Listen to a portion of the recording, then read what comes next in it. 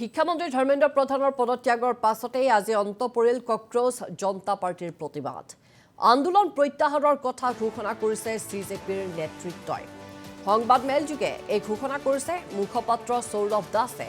সিজেপিৰ সকলো চৰ্ত মানি লৈছে কেন্দ্ৰীয় চৰকাৰে। কেইবাটাও যেহেতু চৰ্ত তেওঁলোকে বান্ধি দিছিল আৰু সেই চৰ্ত অনুসৰিয়ে শিক্ষামন্ত্ৰী ধৰ্মেন্দ্ৰ প্ৰধানে পদত্যাগ কৰিছে।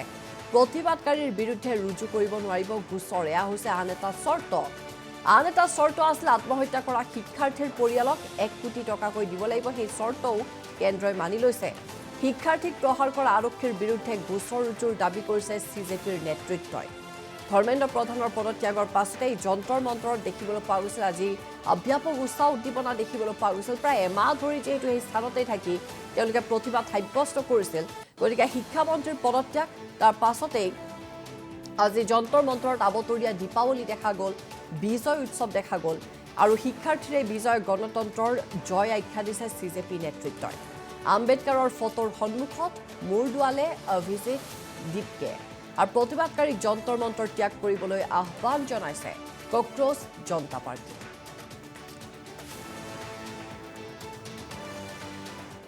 मित्रों, ये आज हमारे सौरभ दास और रंका जी के साथ तीसरी मुलाकात है और आज भी लंबी बातचीत हुई।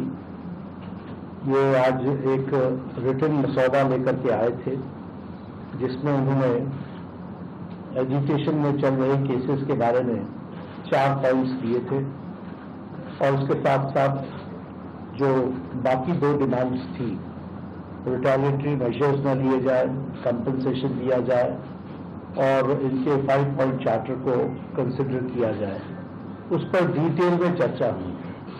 डिटेल में चर्चा होने के पश्चात सबसे पहली बात तो ये है कि जो इनका एक 4 पॉइंट्स था उसका लबो-लबाब ये था कि कोई भी एक्शन FIR न हो और अगर है तो वो विड्रॉ हो, वो चाहे दिल्ली पुलिस के द्वारा हुआ हो, चाहे वो बीजेपी रूल स्टेट्स में कहीं हुआ हो, तो वो FIR की कॉपी भी इनको हम देंगे और उसको विड्रॉ करने की बात कोई भी एक्शन नहीं होगा। इस बात को सरकार ने स्वीकारा है जो प्रोटेस्टर्स के साथ प्रोटेस्ट के दौरान हुआ है।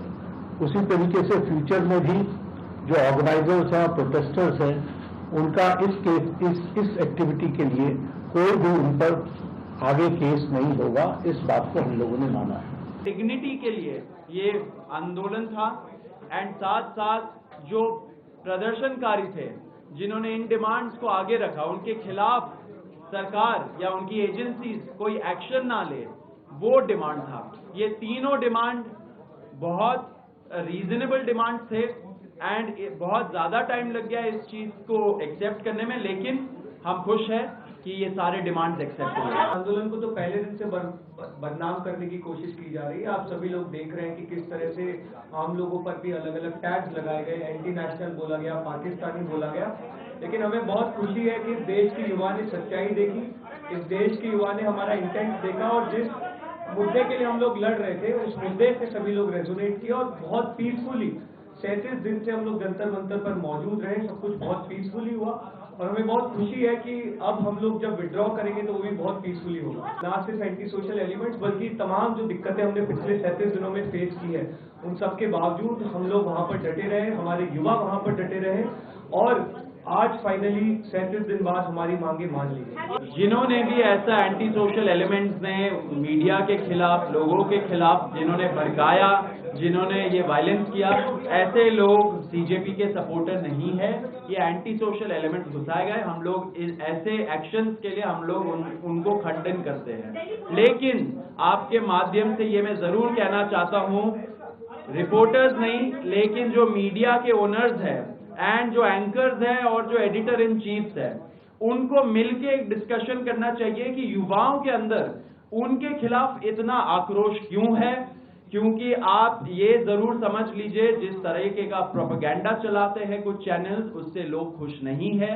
एक ना एक दिन ऐसा आएगा जब युवा ऐसे ही डिमांड लेके आगे बढ़ेगा एंड उस टाइम पे उनका भी आंसरेबिलिटी बिल्कुल जस्टिफाई नहीं होता है, बिल्कुल जस्टिफाई नहीं होता है। लेकिन उसी पॉइंट पे मैं बोल रहा हूं कि आप जो मीडिया चैनल्स के ओनर्स हैं और एंकर्स हैं उनको समझना चाहिए कि वो कैसे अपने रिपोर्टर्स को ऐसे रिस्क जोन में भेजते हैं, ऐसे लोगों के अंदर क्यों ऐसे फीलिंग्स हैं। बिल्कुल नहीं मानना चाहिए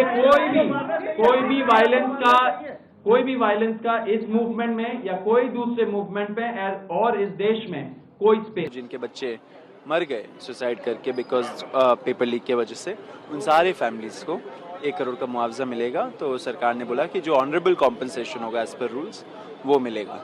आपने फ्यूचर के लिए भी बात की, 1 महीने बाद वो क्या, किस चीज़ की, कौन सी चीज़? देखिए, इस बार अगस्त 15, 2026 जब हम लोग मनाएंगे आज़ादी का दिवस, बहुत टाइम बाद, बहुत सालों बाद, 12 साल बाद हम लोग सही में अच्छे ढंग से इस दिवस को मनाएंगे। क्योंकि आज जो युवाओं का आंदोलन की जीत हुई है उसमें भय का माहौल से हमें आज़ादी मिला है। जिस सरकार ने इतने सालों से भय का माहौल बना के रखा था कि आप अगर उनसे क्वेश्चन पूछ दो FIR हो जाती है, अगर आप प्रदर्शन कर दो तो UAPA लग जाता है, ऐसी सरकार को आज युवा शक्ति के सामने झुकना पड़ा। और कैसे झुके बताइए। तो बहुत बड़ा जीत है, हमें बहुत अच्छा लगा कि ये सब हुआ। और जिन जिन लोगों के खिलाफ लीगल एक्शन था वो भी अब वापस लिया जाएगा। जो प्रोटेस्टर्स जिनके हाथ पैर तोड़े गए, जिनको मेडिकल इमरजेंसी में डाला गया, उन सब के साथ हम लोग टच में हैं, उनको हम लोग हेल्प करेंगे। लोगों से भी आपने अपील करी है जाने के लिए, तो अभी तो सब लोगों से सपोर्ट कर रहे हैं। देखिए, बहुत एक अच्छा माहौल बन रखा है, तो धीरे धीरे ही लोग यहाँ से जाएंगे। हम लोगों ने अपील कर दी है, ऑफिशियली भी अपील कर दी है, सब जगह से अपील कर दी है, लोग जाएंगे। लेकिन लोगों का हक बनता है जश्न मनाना, जितने टाइम तक मनाना है। और आपने एक चीज़ स्टेज से मेंशन करी, निहंग जो थे वहाँ पे, उन्होंने काफ़ी सपोर्ट किया, काफ़ी आप लोगों की मदद करी, तो इसको वो नहीं, निहंग भाई बहन जो आए थे यहाँ पे, उन्होंने काफ़ी सपोर्ट किया हम लोगों को, यहाँ पे उन्होंने शांति बना के रखा। बहुत बहुत तहे दिल से शुक्रिया उनको भी, एंड सारे प्रदर्शनकारी जो हमारे CJP के